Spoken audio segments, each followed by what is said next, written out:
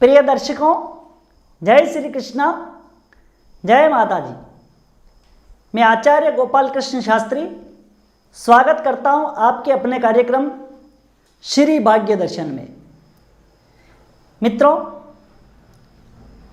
मनुष्य जीवन बड़ा दुर्लभ है और कहते हैं कि मनुष्य जीवन में सभी सुख मिल जाना यह भगवान की कृपा के बिना संभव नहीं है।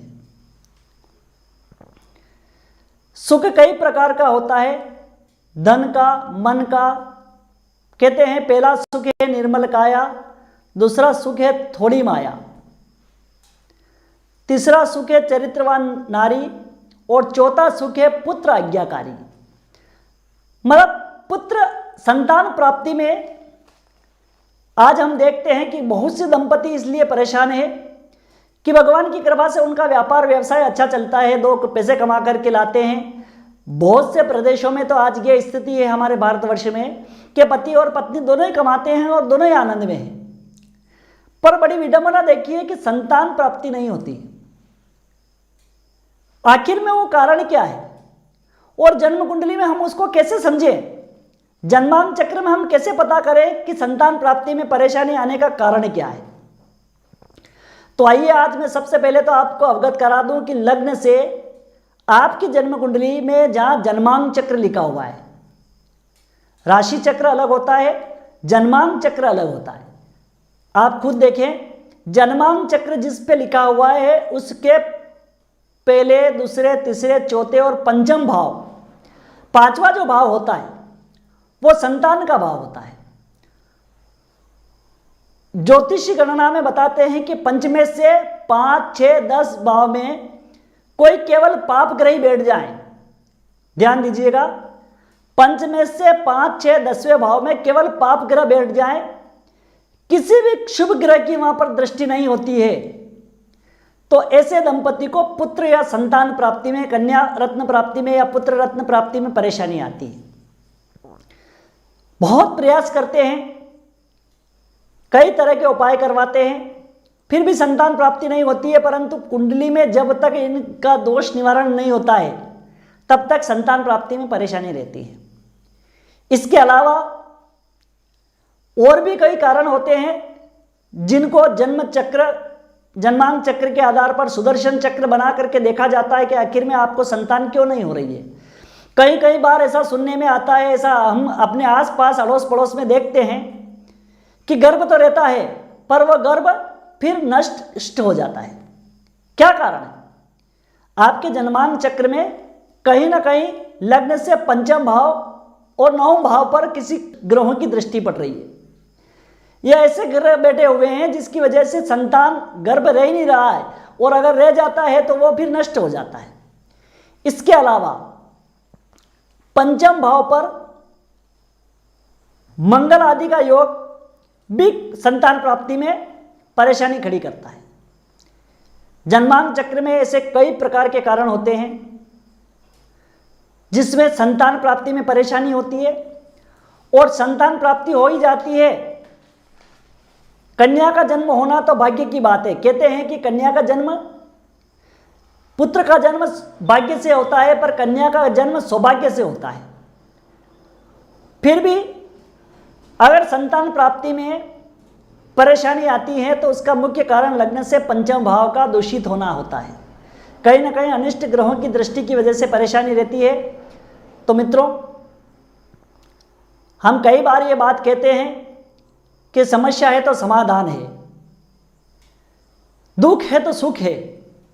चिंता नहीं करें, हर समस्या का समाधान है। केवल सद्गुरु का मार्गदर्शन आपके पास होना चाहिए। आपको यह ज्ञात होना चाहिए कि मेरी समस्या है क्या, समस्या का कारण है क्या, और जब कारण हम जान लेते हैं तो निवारण तो बहुत सरल है। बहुत कम समय में हम अच्छे से अच्छे, अरे हमारा भारतवर्ष तो वो भारतवर्ष है जहां भगवान को तक प्राप्त किया जाता है। यहां उग्र तप करके, तपस्या करके ऋषि महर्षियों ने परमात्मा के दर्शन किए हैं। प्रभु श्री राम को जब वनवास हुआ तो आपने देखा होगा कि वहां ऐसे ऋषि महर्षि थे जिनको साक्षात भगवान ने दर्शन दिए। यहां पर मनुष्यों को, ऋषि महर्षियों को ठीक इस भारत भूमि पर असुरों को तक परमात्मा ने दर्शन दिए। ध्रुव असुर राज के पुत्र थे, पर उनको भी संतान की प्राप्ति हुई। तो मित्रों, आज मैं आपको ऐसे छोटे छोटे उपाय बता रहा हूं जिसको करके आप अपने घर पे संतान प्राप्ति में आ रही परेशानियों को दूर कर सकते हैं। इसके अलावा भी अगर आप चाहें तो हमारे ज्योतिष सेवा संस्थान के माध्यम से अपने संतान नहीं होने का कारण जान सकते हैं, अपना जन्म समय, जन्म दिनांक, जन्म स्थान बता करके। मेरा प्रयास रहेगा आपकी समस्या का कारण जानना और उसका निवारण बताना। तो आइए छोटे छोटे कुछ उपाय मैं बताता हूं जिससे आपको संतान प्राप्ति में परेशानी हो रही हो तो उसका समाधान हो जाएगा। जिस दंपति को, जिस माता बहन को मां बनना है और मां बनने में परेशानी आ रही हो, वो गुरुवार के दिन पीले वस्त्र धारण करें। गुरुवार के दिन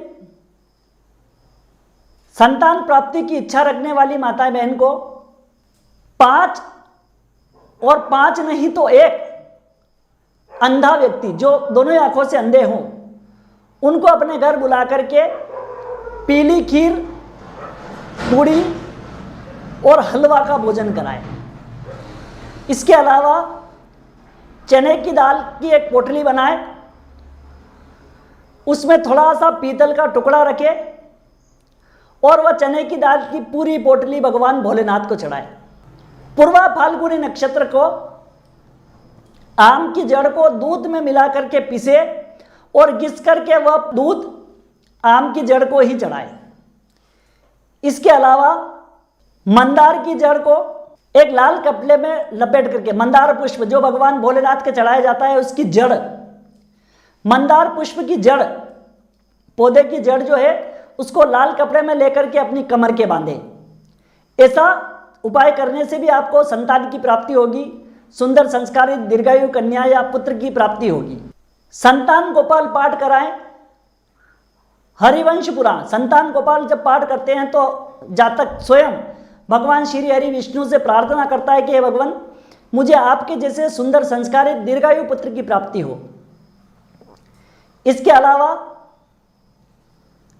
7 इलायची, 7 लौंग, 7 काली मिर्च, जिस दंपति को संतान प्राप्ति नहीं हो रही है दोनों के तकिए के अंदर रख करके विश्राम करें। ऐसे छोटे छोटे उपाय जब हम करते हैं तो निश्चित ही लगने से पंचम भाव जो संतान का कारक है वो शुद्ध होता है और शुद्ध होने से संतान की प्राप्ति होती है।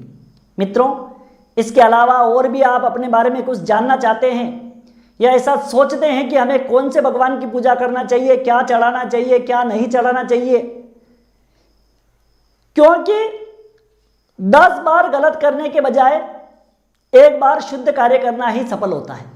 इसलिए प्रयास रहे कि जितना करें थोड़ा करें पर शुद्ध करें, पवित्र करें। ऐसा विश्वास है कि परमपिता परमेश्वर संतान की प्राप्ति प्रदान अवश्य करते हैं। आपको हमारा यह कार्यक्रम कैसा लगा एक बार अवश्य बताएं। जय श्री कृष्णा।